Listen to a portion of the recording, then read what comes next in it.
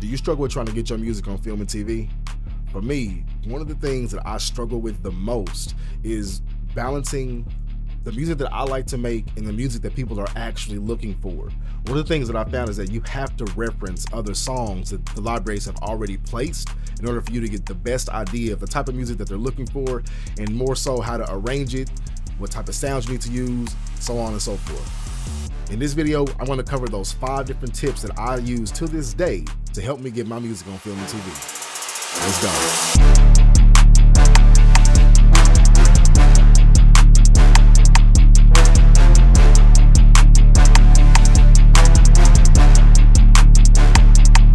So the first thing we want to look at is the BPM.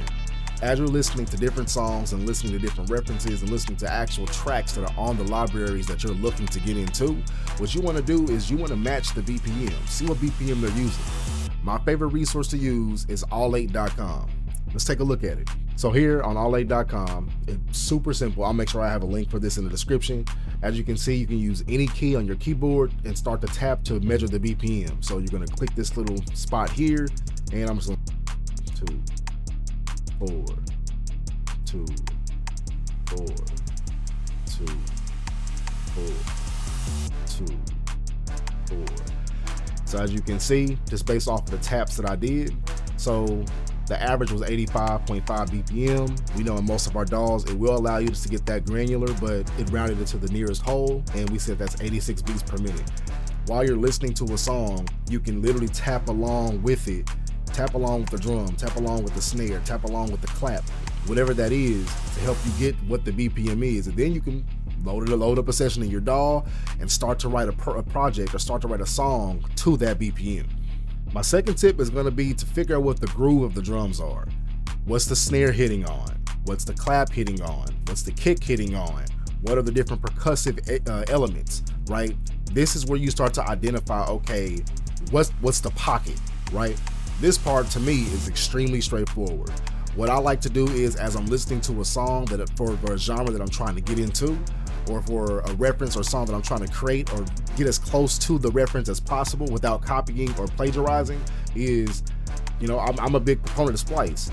I'll pull up Splice and I'll have the song playing in the background and I'll flip through my kicks like that. Then I'll flip through my claps and try to get a clap that matches the same energy or the same transient of the song. Same thing with the snares, whatever that looks like. So that's another tip that you all can do there. So that's the second tip. Use your free drum shots and one shots there to figure out, okay, this is the type of sound that worked for this particular song.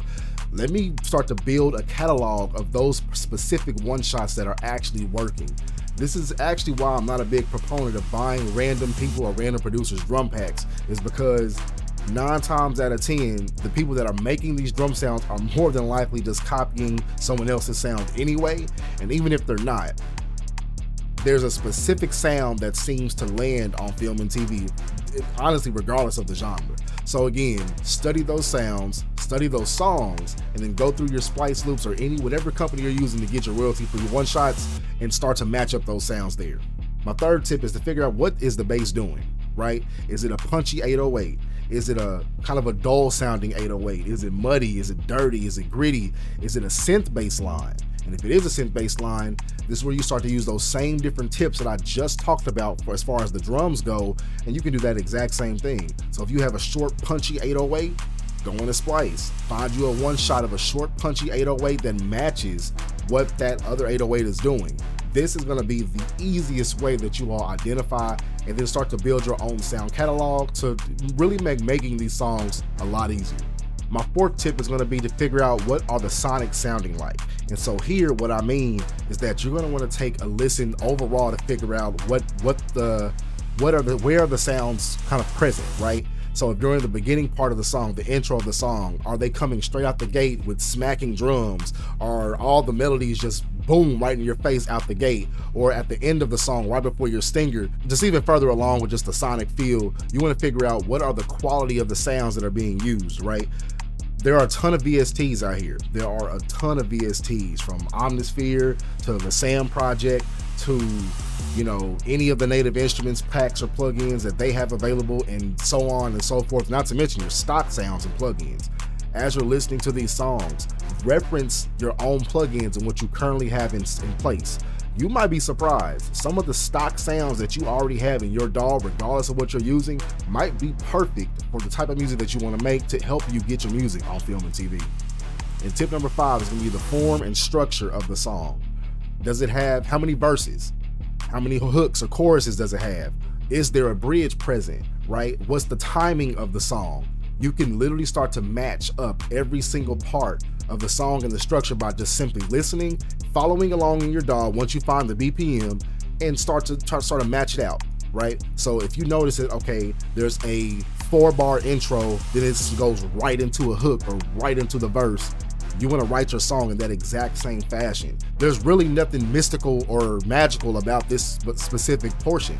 A lot of people, I think, overthink, okay, how is my song supposed to sound? So an example here could be, if you're listening to a song on the radio and you notice that there is a long, 16-bar intro, but then you listen to a song that's in your favorite library that matches the genre that you want to get into, and you notice that it is a 4-bar intro, you want to match the 4-bar intro.